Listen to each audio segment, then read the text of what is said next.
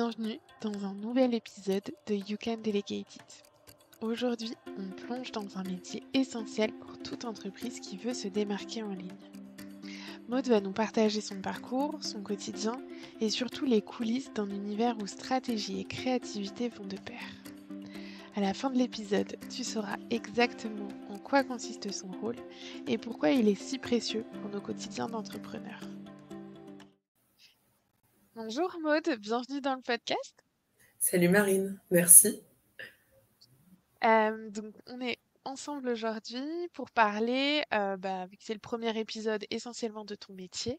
Donc on va partir à sa découverte ensemble.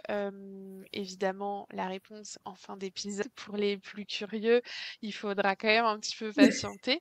Mais on part à la découverte de ce que tu fais, de comment tu le fais et de ce que ça implique quand on est entrepreneur, de travailler sur ces sujets-là.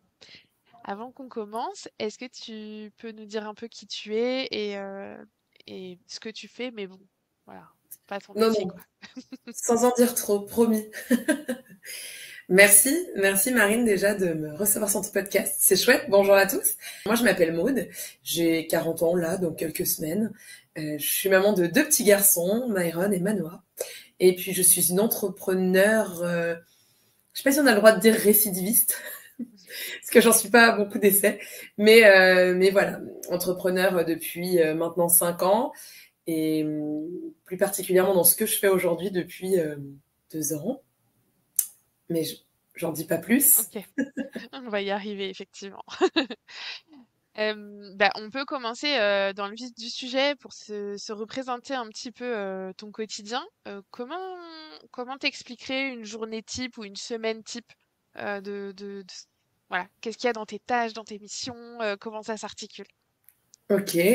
Alors, une journée type, c'est plutôt des semaines type, parce qu'effectivement, dans mon métier, les journées ne se ressemblent pas forcément toutes. Après, il y a comme tout le monde des grands basiques. J'attaque le matin, je check ma boîte mail, je vérifie ce qui est urgent, ce qui peut être traité en 2 minutes. Jusque-là, pas de rien de spécifique à mon métier. Après, je fais un tour de mes réseaux sociaux pour voir ce qui s'est passé.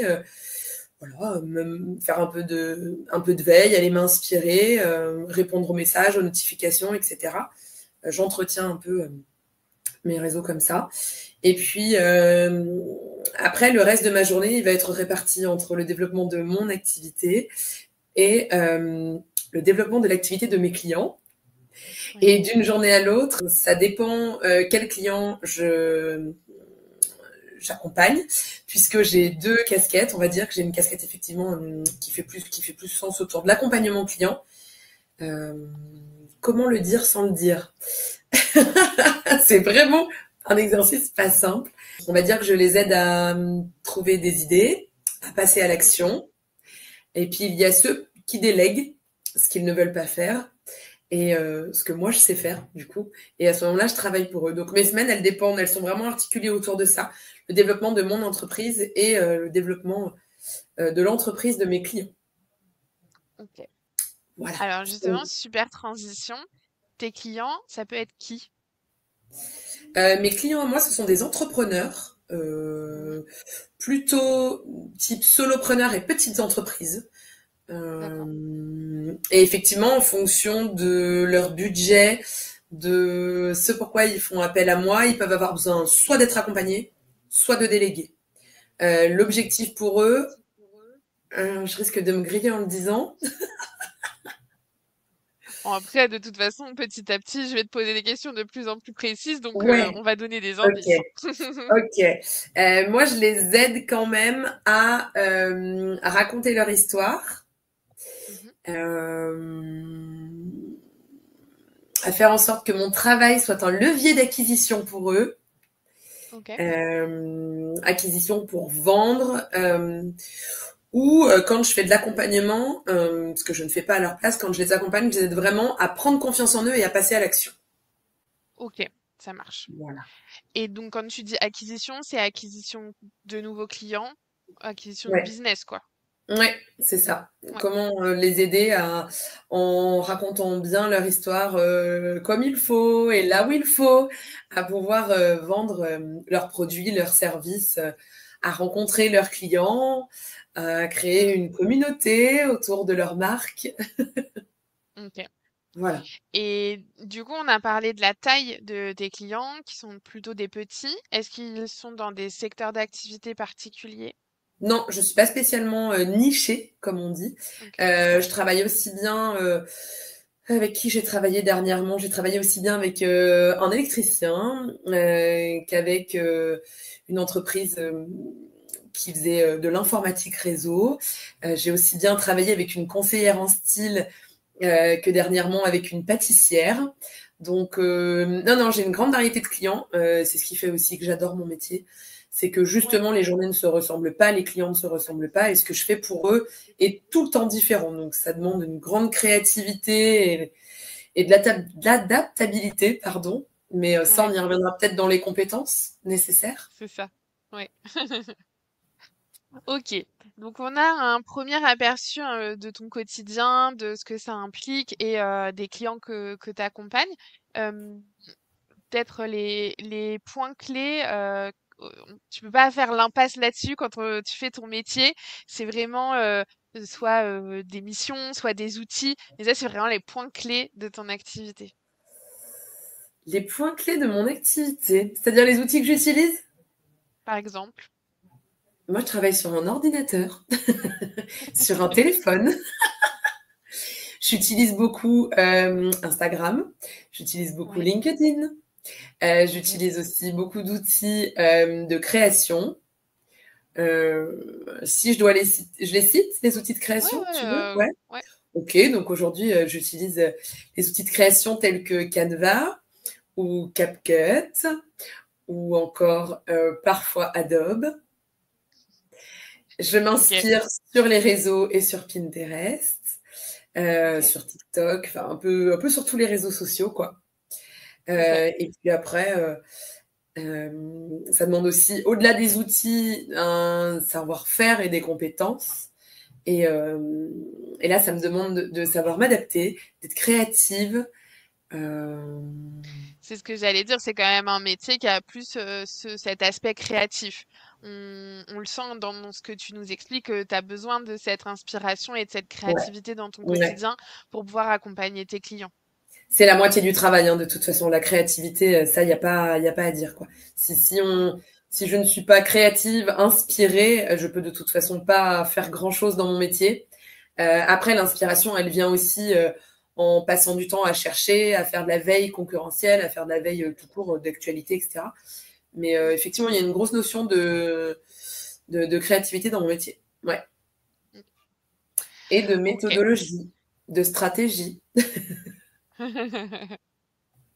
Dans les clients que tu accompagnes et que tu as accompagnés jusqu'alors, c'est quoi l'erreur la plus commune que tout le monde fait? Attends, on le voit pas à la C'est télé, ça. l'improvisation. Ça, de se dire, j'ai à peu près compris comment ça fonctionne, même si je connais pas finalement vraiment la méthodologie, mais Mm, j'y vais et puis je verrai après. Et l'impro, le doigt mouillé, le où est le sens du vent, etc. C'est pas, voilà, c'est un peu l'erreur commune de se dire je peux me débrouiller ou j'ai un cousin qui sait le faire ou une nièce ou voilà. C'est un petit peu l'erreur commune. ok. Donc, de se lancer sans véritablement avoir construit une stratégie et sans avoir réfléchi un peu plus loin que ah bah j'ai vu que la dernière tendance c'était ça, bah, je vais faire la même chose et ça devrait C'est marcher. ça, c'est ça. Là, en ce moment, la grande tendance, c'est la photo où on prend et on la met en petite boule. Je sais pas si tu l'as vu sur les réseaux. Ouais, C'est une petite trend du moment. Je pense que tout le monde est capable de trouver l'outil ou l'app qui sert à le faire. Mais si tu fais cette trend sans avoir, enfin, sans donner de sens et sans avoir de stratégie, bah, tu feras peut-être des vues, mais ça servira pas à grand chose. En tout cas, ouais, pour ok, développer ton business, ce sera pas utile, quoi. ouais. Donc c'est aussi cette vision-là que tu apportes de prendre un petit peu ce recul et cette hauteur de penser les choses avec stratégie pour atteindre de vrais objectifs. C'est ça. Et puis avec les bons outils aussi, pour pas perdre de temps, pour passer à l'action et le faire correctement en fait, parce que c'est un métier et ce n'est pas, encore une fois, ce n'est pas à la portée de tout le monde, mais en tout cas pouvoir se lancer, et le faire correctement, ça c'est à la portée de tout le monde. Ouais, ok. Donc, on a compris que tu avais un aspect où tu pouvais le faire à la place du client et un aspect où tu pouvais plutôt l'accompagner et l'aider à C'est progresser. ça. Dans ce cadre-là, peut-être les points clés que tu sais sur lesquels tu accompagnes à la progression le plus souvent, peut-être le conseil que tu apportes ou le point clé qui permet de se lancer. En tout cas, le truc que tu aurais envie de partager là. Ouais. C'est le fait de se structurer. Il faut vraiment pas partir à l'aveuglette, je l'ai dit il y a 2 minutes, mais c'est vraiment la base, c'est de se structurer, de comprendre le fonctionnement, etc. Oui, ça c'est une chose, mais vraiment de se structurer pour être régulier et tenir dans la durée en fait. Parce que ça aussi on le voit souvent, cette espèce d'élan au démarrage où attends, faut pas que je dise ce que les gens font, mais cette espèce d'élan au démarrage où les gens pratiquent beaucoup, en n'ayant pas spécialement les clés et pas spécialement les bonnes techniques, mais en tout cas, ils y vont parce que mieux vaut fait que parfait, quoi. Mm, Sauf qu'en fait, sans stratégie, dans le temps, ça tient pas. mm. Donc, ouais, la clé, c'est quand même de se structurer. Voilà. Ok. Et du coup, de se structurer, on va dire, dans son organisation, dans son anticipation, etc. Ou encore une fois, en lien avec une stratégie, c'est-à-dire se structurer, faire des choix, tenir ces choix-là et pouvoir durer sur ces choix-là. Les deux. Les deux. Les deux. Autant sur le fait d'utiliser les bons outils, d'avoir compris le fonctionnement, etc. Autant sur le fait de savoir à qui on s'adresse, quoi. J'ai une entreprise, mais qui sont mes clients? Quels sont leurs besoins? Quelles sont leurs problématiques? Quel est leur... Alors moi, j'aime pas le mot point de douleur, donc je sais que c'est souvent ce qu'on entend, et moi, je suis pas forcément d'accord, parce que je pense qu'on n'est pas obligé d'aller chercher la difficulté pour vendre. Mm, Mais voilà, savoir à qui on s'adresse et comment on a envie de s'adresser à cette personne et voilà pourquoi il vient nous trouver en fait, tout simplement. Mais ça, c'est pareil, c'est de la stratégie aussi. C'est pas toujours, nous ne sommes pas toujours le cadre de référence de notre entreprise en fait. ouais. On est en train de se diriger tranquillement vers la fin de l'épisode, donc bientôt on va révéler quel est ton métier, mais j'aimerais bien qu'on le fasse en utilisant un peu un exemple.